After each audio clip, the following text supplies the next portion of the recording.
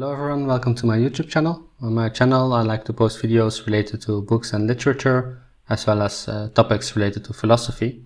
And today's video is all about Russian literature. I will share with you my top 8 best Russian novels of all time. So if you're looking for inspiration on what to read, then this video should be for you. So I think, as a short introduction, that there's something about Russian novels that really makes them interesting to read. And I'm not really sure what it is exactly. However, I tend to believe that it is because many of these Russian authors, they were masters of uniting, exploring, and also transcending opposite worlds. So the book on this list of the best Russian novels of all time, they kind of have a tendency to transport you from one world suddenly into a completely different world. And at the same time, there's also another aspect which I believe is noticeable throughout all the Russian novels on this list, and that is that they appear to be ahead of their time, which I believe results from their philosophical nature and also their unique writing style. So yeah, the first book on this list, it's quite a big one. It's War and Peace, written by Leo Tolstoy. So it might be a bit of a cliche to start, well, the list of best Russian books with War and Peace, because it's also probably the most famous Russian book that has ever been written, and there are many arguments that would support placing another book at the top of this list. However, it still appeared quite unnatural to do so. So Leo Tolstoy's War and Peace is one of those books that succeeds extremely well in exploring two opposite worlds, and as the title suggests, these are war and peace. And the novel depicts the stories of several families during the Napoleonic Wars. And the more peaceful scenes, they are already extremely interesting because of the unique and well-developed characters. Whereas the war scenes, they are depicted in such a realistic way that it really feels as if the reader is partaking in the battles themselves. And another interesting aspect from War and Peace, I believe, are Leo Tolstoy's philosophical insights, which are presented throughout the entire book. Leo Tolstoy believed, for example, that when historians depict historic events, they focus too much on the role of certain specific individuals and the actions that these individuals have taken. And instead, Tolstoy proposed that to describe historic events properly, one must investigate all people that had a role in the event and analyze the force that compelled them forward. So Tolstoy wrote, for example, "So long as histories are written of separate individuals, whether Caesars, Alexanders, Luthers, or Voltaires, and not the histories of all, absolutely all, those who take part in an event, it is quite impossible to describe the movement of humanity without the conception of a force compelling men to direct their activity towards a certain end. And the only such conception known to historians is that of power."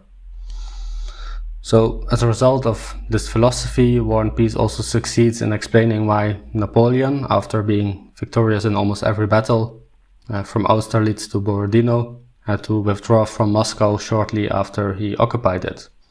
So, besides being extremely interesting to read, War and Peace also offers a unique perspective on a really important historic event. So the next book on this list is The Brothers Karamazov, written by Fyodor Dostoevsky. So the Karamazov brothers is another book of opposites, I think.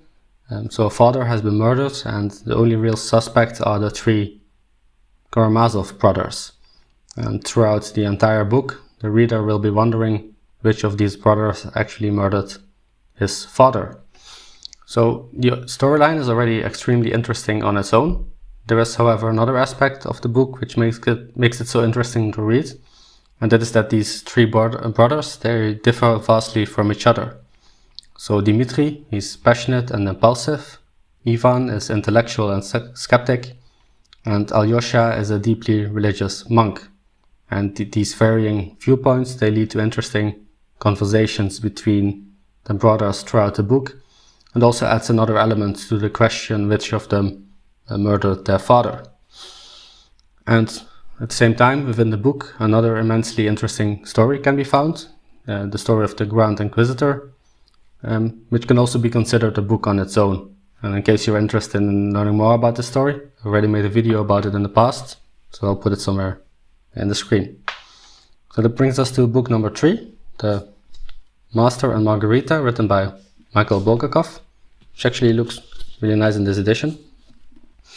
And, well, not all Russian novels are as serious as War and Peace and the Brothers Karamazov, and the Master and Margarita is one such novel.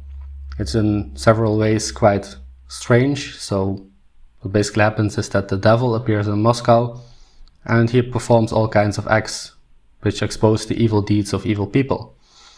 And throughout the book, the story shifts from Moscow to Jerusalem, and in Jerusalem we follow the story of Pontius Pilate while he has to decide the fate of Jesus Christ. And then eventually both stories are united, resulting in an interesting climax as well.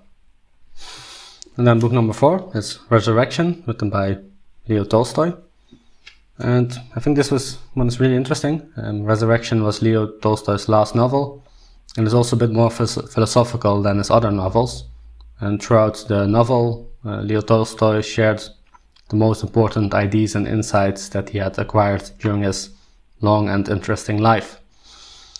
At the same time, the story itself is also remarkably interesting. Resurrection tells the story of the rich aristocrat Dmitry Niklyudov. And Niklyudov is a member of a jury that has to decide the fate of a young woman who's being charged with murder. And it eventually turns out that this young woman, who's called Maslova, is known to Niklyudov. And in fact, it is through Niklyudov's wrongdoings in the past to Maslova that she actually ended up in court.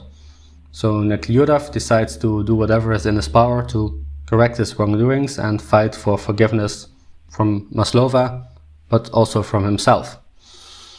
And Niklyudov, he tries to find out how he could have become such a bad and corrupt man, and how he can find forgiveness. And actually he discovers that society played an important role in corrupting him. And even though the story is set in 19th century Russia, many of the faults that Niklyudov finds in society are also still relevant today. So the lessons that Niklyudov learns throughout this period of shame and regret might also be interesting for us to pay attention to. And I've also made a separate video about this book, which you can find also somewhere on your screen right now. And the 5th one, I think most of you will be familiar with this book as well, which is Crime and Punishment, also written by Dostoevsky. This was actually my first Russian book that I ever read. It's also really famous, and I believe it's also one of the best Russian books to begin with. It is not too long, like War and Peace, and the story is not as fast and complicated as some of the other novels on this list.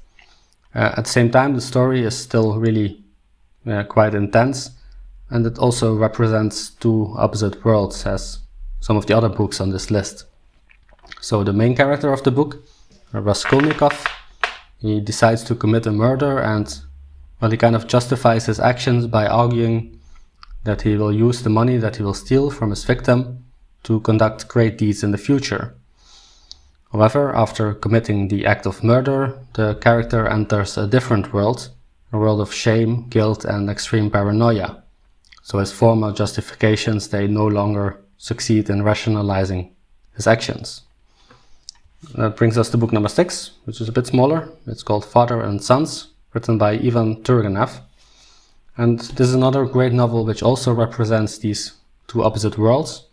These are represented in this book on the one hand by the sons, who propose to change society and want to end the status quo, and on the other hand the fathers, who are more conservative and do not favor change.